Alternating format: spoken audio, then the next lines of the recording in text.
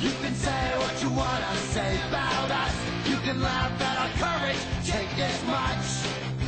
To have and to hold, continue to climb. There are hundreds more just like us.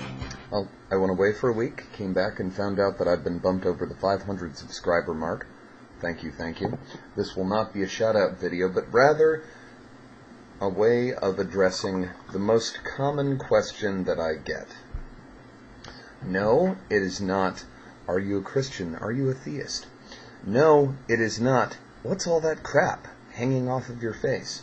No, the most common question that I get from friend, family, and subscriber alike is, where are you going with all of this? This 500 subscriber mark is not the only noteworthy event.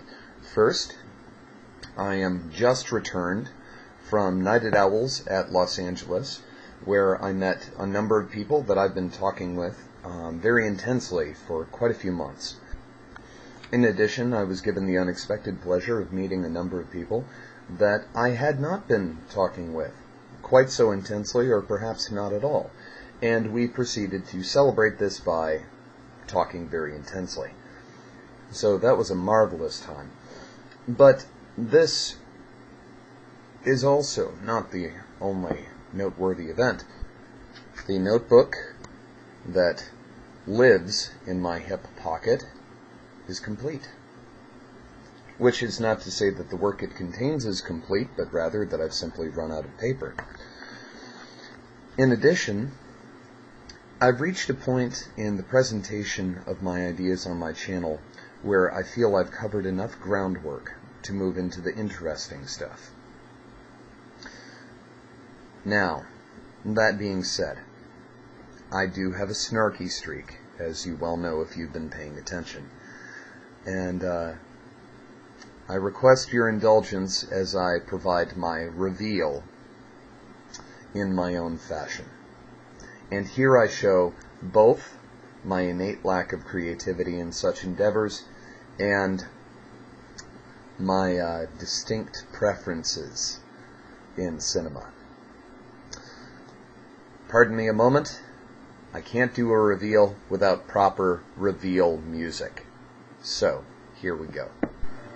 In the third part of Open Reply to One-Trick Atheism, I used objects as representative of concepts. In their arrangement illustrated that once one accepts the possibility of meta-relationship, there is no natural limit to the number of degrees of recursion which can occur even between a very limited number of objects, and that the complexity of these relationships scale rapidly beyond our ability to track. At this point, the rather overt implication was that when faced with multiple objects wherein meta-relationship can occur, questions of complexity are rendered nonsensical.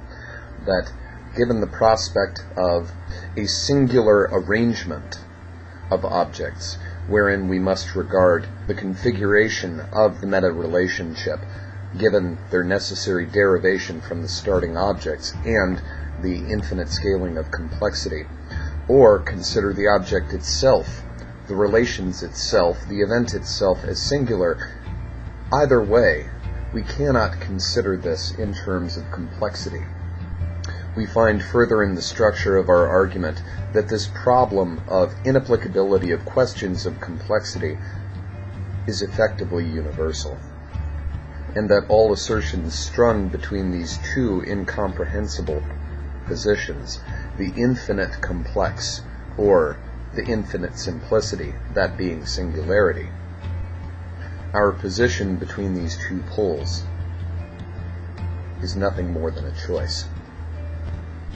We then move on to the first of the games series, wherein we describe the arithmetic relationships presented by the opening arrangements of a chessboard, and find that it is both easily quantifiable and predictable.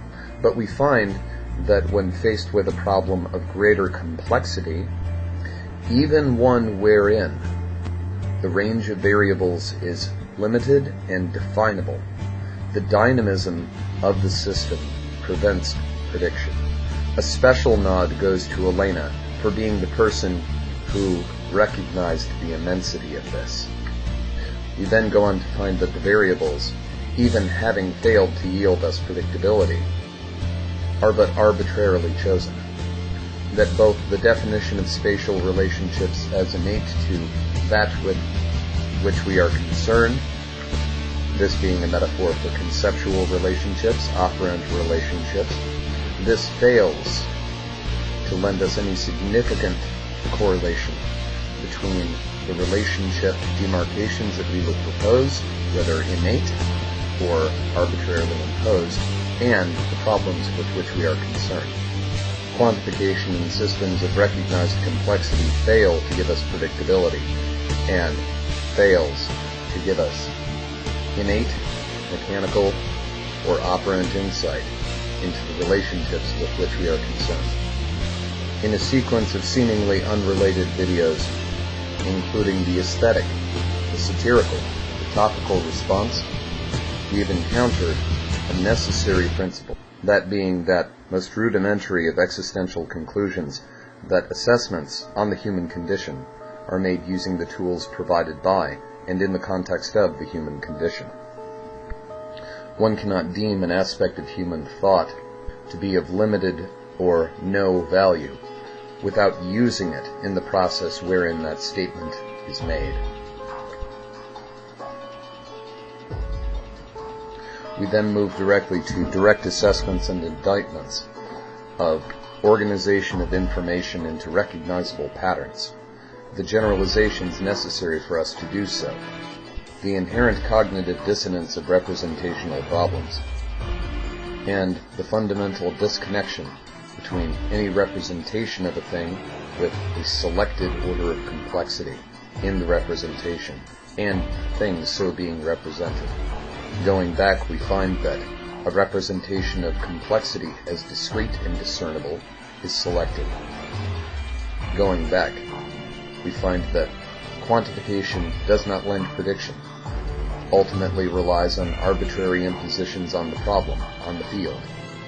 That even innate relationships between objects represent generalizations, and that where quantification, pattern, predictability fail us, we must consider the prospect of both infinite complexity and absolute singularity in that with which we are concerned. And, but recently, we find descriptions of the cognitive function of these operations, that we can most clearly define them as metaphorical in their relations. We find that the human descriptions of their condition, their environment, their relationship between, correlate more closely to the human condition itself, to the structure of the human mind, than any possible object of consideration. We are reminded of Heidegger's hammer, but instead drawn to a very particular proposition of syntax. The knowledge we gain through manipulation is the knowledge of how we manipulate. Specifically, how we manipulate.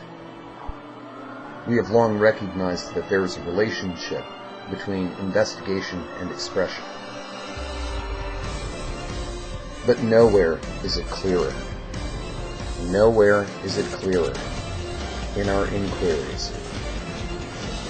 The nature of the subject-object relationship, and when we try to ignore that a subject is present in all subject-object relationships. As we have come closer, as we have worked more diligently to describe the object as if we were viewing it without viewing it, the closer we have come to viewing nothing but ourselves. Inquiry is our purest form of expression. Stick around. This is when it starts to get interesting. And a crushing blow to objectivity.